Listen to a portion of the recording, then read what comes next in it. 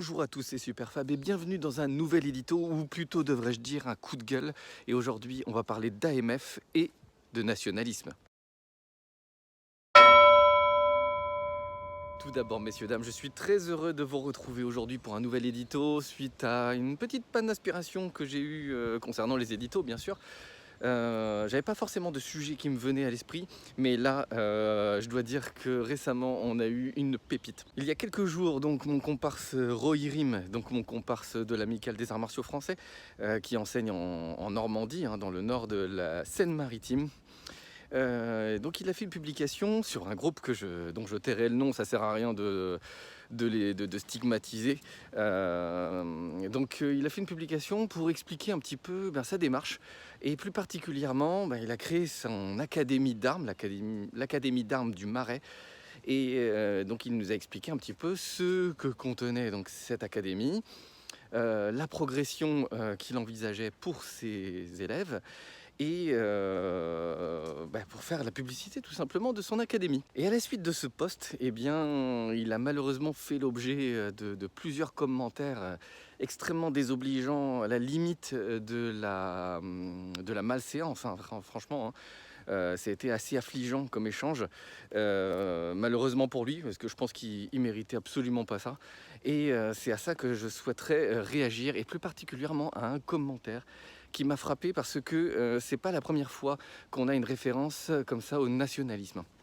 Et je vais vous expliquer tout de suite pourquoi. Et on va faire encore plus simple, je vais carrément vous lire le commentaire dont il s'agit. Le terme AMF, arts martiaux français donc, est effectivement un problème. Il ajoute une idée de nationalisme à la pratique. Que ce soit ou non la volonté de ceux qui ont choisi de l'utiliser ou de le promouvoir, il est évident que certains groupes qui choisissent ce terme ne le font pas forcément en toute innocence. Tout ça, c'est à mettre entre guillemets, hein, j'en suis pas l'auteur, je tiens à préciser, c'est assez logique d'ailleurs, puisque j'anime cette chaîne. Et ce commentaire me pose beaucoup de problèmes. Alors ce qu'on va faire, eh bien, comme dirait un de mes profs de philo à la Sorbonne, on va renifler au ras des pâquerettes. Oui, c'est un prof qui disait remarquablement qu'il avait des doctorants qui étaient brillants, franchement brillants en philosophie, mais il leur manquait une chose, c'est de renifler au ras des pâquerettes. Alors c'est parti. Tout d'abord, il faut quand même rappeler que ces derniers temps, ces derniers mois, j'ai constaté qu'il y a quelques personnes, bon, après c'est une poignée de personnes, hein, pas d'inquiétude, qui ont quelques réticences à l'égard des arts martiaux français, et plus particulièrement, je dirais plutôt même une crainte du nationalisme. Et ça me semble très important de revenir dessus, parce que non seulement il y a une crainte, mais je pense aussi qu'il y a une tentative de décrédibilisation de notre démarche, et ça pose un sérieux, très très sérieux problème, surtout dans un pays comme la France. Dans un premier temps, vous remarquerez quand même que la toute première phrase, le terme arts martiaux français est effectivement un problème. Eh bien, d'emblée, la personne part du principe que le fait que ce soit français pose un problème. Enfin, pas le fait que ce soit français, mais le fait qu'on utilise le terme, l'adjectif français, poserait un problème. Et il continue en disant, il ajoute une idée de nationalisme à la pratique. Ça veut dire qu'il assimile d'ores et déjà, d'emblée, a priori, le terme, l'adjectif français, il l'assimile au nationalisme. Donc ça, d'emblée, déjà, ça pose un problème. On voit qu'il y a déjà un biais, hein, on va pas se mentir. Comment peut-on assimiler d'emblée le terme français au nationalisme, sachant que le nationalisme est une doctrine, dans mon souvenir hein, d'école, le nationalisme est une doctrine. Or, le mot français, moi je suis français, par exemple, ou si on parle de la cuisine française, est-ce que c'est nationaliste? Si on parle de boxe française, est-ce que c'est nationaliste? Est-ce que c'est nationaliste à chaque fois qu'on utilise le mot français? Eh bien là, visiblement, pour certaines personnes, il semblerait que oui. Du coup, je suis allé voir un petit peu dans des définitions du nationalisme pour être bien sûr de savoir de quoi on parle. Et donc j'en ai trouvé plusieurs. Alors tout d'abord, il faut rappeler que historiquement, c'est une notion qui est apparue après la Révolution française. Et c'était un courant de pensée qui était fondé sur la sauvegarde des intérêts nationaux et l'exaltation de certaines valeurs nationales. Et par extension, donc, c'est bien une doctrine, un mouvement politique qui est fondé sur la prise de conscience par une communauté de former une nation en raison de plusieurs critères, hein, que ce soit ethnique, social, culturel, qui unirait donc les membres de cette communauté. Et ces membres de cette communauté revendiqueraient le droit de former une nation autonome en vertu de ces critères.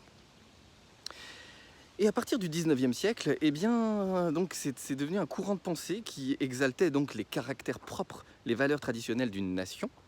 Et cette nation serait considérée comme supérieure aux autres et s'accompagnerait par définition de xénophobie, de racisme et d'une volonté d'isolement économique, culturel.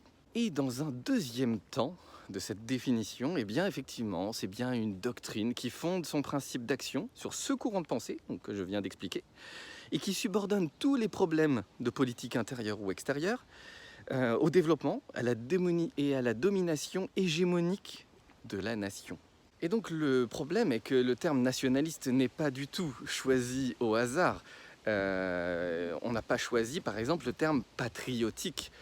Pourquoi ne pas dire que les arts martiaux français c'est patriotique et pas nationaliste? Pourquoi cette personne utilise le mot nationaliste? Eh bien tout simplement parce que le patriotisme, ça relève plus d'un sentiment.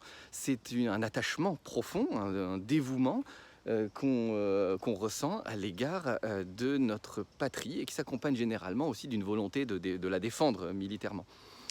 Et donc c'est lié à une notion géographique, c'est-à-dire que cette patrie est la terre qu'on hérite de nos ancêtres, la terre sur laquelle on est. Et ça, c'est géographique, c'est physique, c'est concret. Et c'est donc un sentiment par opposition au nationalisme qui est une doctrine. Et cette doctrine peut utiliser le sentiment patriotique, c'est très clair. Mais le nationalisme est donc quelque chose, une notion qui est hautement glissante, extrêmement dangereuse. Et comme je vous le disais, associer les arts martiaux français au nationalisme, c'est un raisonnement hautement fallacieux et même de la manipulation, très clairement, puisqu'il n'y a rien dans le titre arts martiaux français qui fait dire que c'est nationaliste, hein. Rien n'évoque une doctrine ou un courant de pensée, politique ou non. Et donc c'est une volonté très claire de décrédibiliser notre démarche et dans deux buts bien distincts. Tout d'abord, nous empêcher, nous, de parler des arts martiaux français, parce que je pense qu'il y a quelque chose qui dérange tellement là-dedans. Et par extension, c'est aussi vous empêcher, vous, de vous intéresser aux arts martiaux français. Et tout ça pourquoi? Parce que c'est vrai qu'on défend certaines valeurs, disons une certaine tradition. Alors surtout que moi en plus j'emploie le terme d'arts martiaux traditionnels français. Alors effectivement ça peut déranger certaines personnes parce que la tradition dans le langage moderne ce serait quelque chose de figé et quelque chose non seulement de figé mais aussi qui évoquerait pour certaines personnes le pétainisme.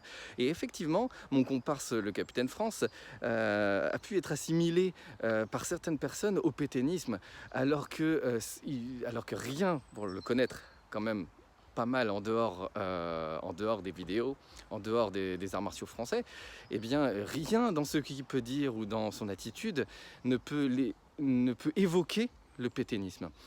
Et le pétainisme, c'est quelque chose de très particulier puisque vous savez que c'est cette doctrine qui régissait donc le régime de Vichy, donc pendant la Seconde Guerre mondiale, hein, pour ceux qui n'auraient pas suivi, et qui est basée sur des valeurs conservatrices. Et donc c'est plutôt un nationalisme de droite. Et on sait très bien que le pétainisme, dans l'esprit des gens, est associé à la collaboration avec le nazisme, ce qui est tout à fait exact, hein, c'est factuel. Hein. Et donc, quelque part, dire de nous que nous sommes des nationalistes, c'est une sorte de point Godwin déguisé. Parce qu'en réalité, c'est dire que nous collaborons avec les nazis, ce qui est totalement faux. Et c'est associer le terme français systématiquement à la collaboration. Et ça, je trouve ça vraiment extrêmement grave, extrêmement fallacieux, parce que ça décrédibilise d'emblée la démarche culturelle de sauvegarde du patrimoine français. Et c'est notre démarche de la sauvegarde du patrimoine français, patrimoine martial en particulier. Et je trouve ça extrêmement grave parce que finalement, c'est carrément divisé. C'est carrément divisé pour mieux régner, puisque en décrédibilisant notre démarche, c'est favoriser le communautarisme quelque part, ce que nous ne voulons surtout pas. Alors j'ai ouï dire que pour certaines personnes, le seul fait d'utiliser le mot français, l'adjectif, c'est déjà un problème, parce que ce ne serait pas assez inclusif. Alors là, on va avoir un sérieux problème, messieurs, dames, parce que le langage, par définition, notre langue est analytique, donc elle découpe le réel. Elle découpe le réel et donc par définition, elle est partielle. Si je dis que je suis français, effectivement, je suis français, mais je ne suis pas russe, par exemple, à tout hasard. Mais je ne suis pas non plus chinois. Eh oui, ça s'appelle le langage. Et dans ce cas, faut changer de langue, hein, messieurs, dames. Il faut utiliser des idéogrammes, hein, par exemple, qui ont une signification beaucoup plus synthétique. Nous, on a une langue qui est analytique par définition. Et donc, par définition, partielle. Le tout étant d'en être bien conscient, pour connaître les limites de notre langage, mais on sait très bien que le langage, c'est un outil pour se faire comprendre. Et on sait très bien que c'est la discussion qui permet d'éclaircir un propos, qu'il ne faut jamais prendre les mots au sens strict. On sait très bien que nous, quand on utilise le mot français, c'est pour dire globalement, ça vient d'un territoire à peu près à un moment donné. Voilà, mais ça ne veut pas dire qu'il n'y a pas d'influence extérieure. Évidemment, il y a toujours des influences extérieures. En matière culturelle, de toute façon, rien n'est segmenté. Les relations humaines n'ont pas... c'est très difficile de mettre des catégories sur les relations humaines. Or, c'est ça qui base, qui fonde les arts martiaux, puisque les arts martiaux, c'est par définition de la relation à l'autre. Quand je me castagne avec quelqu'un, même si c'est un sport de combat, on est déjà dans la relation. Donc forcément, ça fait entrer de diverses catégories qui ne sont pas forcément stricto sensu françaises. Mais le mot français, c'est un outil pour dire, voilà, ça correspond à une époque, à un moment donné, sur un territoire donné. Après, il ne faut pas oublier aussi une chose, c'est que la France a une réalité légale. Ses frontières sont un objet juridique reconnu internationalement. La nationalité française, le fait d'être français, d'avoir la carte d'identité française, c'est un objet juridique également. C'est légiféré. Voilà, donc après qu'on soit d'accord ou non avec ça, pas de problème, on a le droit d'être contre, il n'y a pas de souci. Mais il ne faut quand même pas l'oublier et que c'est une réalité actuelle. Donc maintenant qu'on a bien dit que les arts martiaux français n'étaient pas nationalistes, je vais essayer de vous expliquer pourquoi on a utilisé le terme d'arts martiaux français, qui poserait tant de problèmes pour certaines personnes. Eh bien, c'est très simple. En fait, à la base, c'était utilisé déjà par quelques personnes pour qualifier nos disciplines d'avant la sportivisation. Mais c'est le capitaine France qui a commencé à l'utiliser de manière plus formelle, entre guillemets, pour appeler son club, en fait, et son style, pour dire qu'il pratique les arts martiaux, effectivement, dans un premier temps. Et ça, la personne qui a écrit le commentaire l'a très bien compris, c'est qu'il y a la pratique, donc ça, les arts martiaux. Donc effectivement, c'est plus large que sport de combat, déjà, parce que les disciplines françaises ont été utilisées dans l'armée, mais aussi dans le civil, pour un sport ou pour la défense. Voilà, donc c'est beaucoup plus large, le terme d'arts martiaux, déjà, dans un premier temps. Et le terme français a été accolé à l'expression arts martiaux parce que on ne pratique pas les arts martiaux chinois, on ne pratique pas les arts martiaux japonais. D'ailleurs, ça pose beaucoup moins de problèmes quand on dit ça. Quand on dit arts martiaux chinois, arts martiaux japonais, arts martiaux philippins, d'un coup, il n'y a plus personne, il n'y a pas de souci. En revanche, pour dire les arts martiaux français, là, d'un coup, levé de parapluie, oulala, c'est grave, les méchants français qui revendiquent d'être français. Donc tout ça pour dire qu'il s'agit d'arts martiaux qui ont été et qui sont toujours pratiqués par une population à un moment donné, ou dans une fourchette temporelle donnée et sur un territoire donné, territoire qui est d'ailleurs fluctuant, dont les frontières ont changé. Donc il faut arrêter faut pas être psychorigide avec le terme français. Voilà, c'est juste pour qualifier à peu près la région du monde et la population à peu près qui pratique. Plus qu'une population, je dirais que ça les arts martiaux français rentrent dans la sphère culturelle française.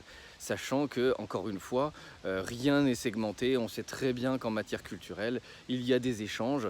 Voilà, il y a eu des échanges avec, en matière martiale avec les Italiens, par exemple, avec les Allemands, par exemple. Voilà, nos problèmes. Où est le problème? Mais il faut quand même bien qu'on puisse utiliser le langage pour définir ce qu'on fait. Ouais, vous vous rendez compte à quel point c'est grave quand même? J'en suis à un point où je suis obligé de faire une vidéo pour expliquer ça, quoi. C'est quand même incroyable. Mais bon, soit, hein, faisons-le. Alors auparavant, au 19e siècle, même au début du 20e siècle, il n'y avait pas vraiment de nom pour dire, pour parler des arts martiaux français. C'est aussi pour ça qu'on utilisait cette expression d'arts martiaux français.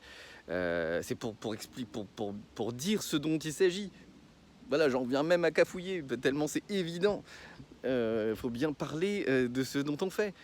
Alors autrefois, c'est vrai que on avait tendance à dire, voilà, à parler d'escrime. Donc l'escrime, c'est la base. À partir du moment où les maîtres ont dit ça, eh bien, ils ont commencé à dire que la canne, par exemple, c'était l'escrime à la canne. Le bâton, l'escrime au bâton. Et même pour la boxe française ou la savate, l'escrime des poings et des pieds. Donc effectivement, on avait plus tendance à parler d'escrime auparavant. Et à ma connaissance, je dis bien à ma connaissance, c'est Roger Laffont le premier à avoir utilisé une expression, une autre expression pour parler du système martial à la française. Et lui, il utilisait l'expression de panaché de combat français. Pas un panaché parce que c'est un mélange, le combat, ça dit ce que ça dit, hein, c'est le combat, et français parce que c'est français, tout simplement. Le problème, c'est qu'aujourd'hui, cette expression, elle parle plus beaucoup à grand monde, aussi parce que le terme panaché a aussi une connotation commerciale. Hein, je ne vais pas vous faire un dessin, dès qu'on dit le panaché, forcément on vous sort un panache, donc un mélange de bière et de limonade. Comme je le dis dans ma réclame martiale sur le panache. Voilà, donc on peut clairement pas utiliser cette expression aujourd'hui. Mais arts martiaux français, ça me semble tout à fait cohérent et raisonnable comme expression. Parce qu'il ne faut pas oublier que pour faire la promotion de quelque chose, que ce soit les arts martiaux français ou toute autre chose, hein, ne soyons pas monomaniaques, pour faire la promotion de quelque chose, il faut qu'il y ait une identité, pour que les gens s'en souviennent, il faut qu'il y ait une identité. Et donc, il faut utiliser des mots. Oui, encore une fois, je suis obligé de dire ça dans une vidéo, c'est incroyable. Donc il faut choisir ces mots. Et le mot français, je suis désolé, mais non, d'ailleurs je suis pas désolé, le mot français n'a aucune connotation péjorative. Le mot français, c'est juste pour dire que qu'on est français, c'est une population sur un territoire donné, à un moment donné. Voilà, c'est tout. Alors après, moi j'ai utilisé le terme de traditionnel, arts martiaux traditionnels français. Alors pourquoi? Eh bien tout simplement, qu'est-ce que c'est qu'une tradition? Une tradition, c'est l'acte de faire passer, de transmettre un savoir de génération en génération. Et d'ailleurs, en latin, si on fait un petit peu d'étymologie, tradere, ça veut dire quoi? Ça veut dire faire passer, transmettre. Or, moi personnellement, le savoir que j'ai modestement, la pratique que j'ai, on va dire, pour être plus modeste, eh bien, je la tiens de Roger Laffont. Et qu'est-ce qu'il m'a dit, Roger Laffont? Il m'a dit: la seule chose que je te demande, c'est de transmettre. Transmettre, transmission, tradition, voilà, tout simplement. Tradition ne veut pas dire figé. Au contraire même, puisque la nature de la tradition, c'est d'être transmise, eh bien, par définition, il y a une actualisation. Regardez, je vous prends l'exemple encore une fois de Roger Laffont. C'est l'exemple que je connais le mieux. Roger Laffont, il a repris le système traditionnel et il a tout simplement mis à jour en fonction de l'époque dans laquelle il évoluait, notamment les années 50, 60, 70. Donc il a mis au goût du jour. Il disait toujours ça. On a mis au goût du jour. Et tout à fait, tout en respectant le fond traditionnel, le fond du système martial à la française. Puisqu'encore une fois, chez Roger Laffont, lui-même le disait, l'escrime, c'est la base, encore une fois. Et ça date pas d'hier.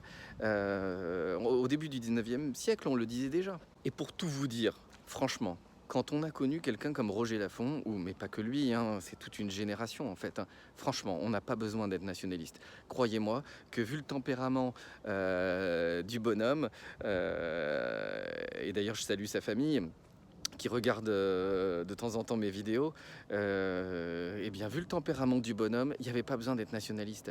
Et en fait, tout était dans la pratique. Il n'y avait pas de grand discours comme celui que je suis en train de faire. Moi, je suis obligé de faire de la pédagogie, là, vous voyez, face aux tentatives de décrédibilisation.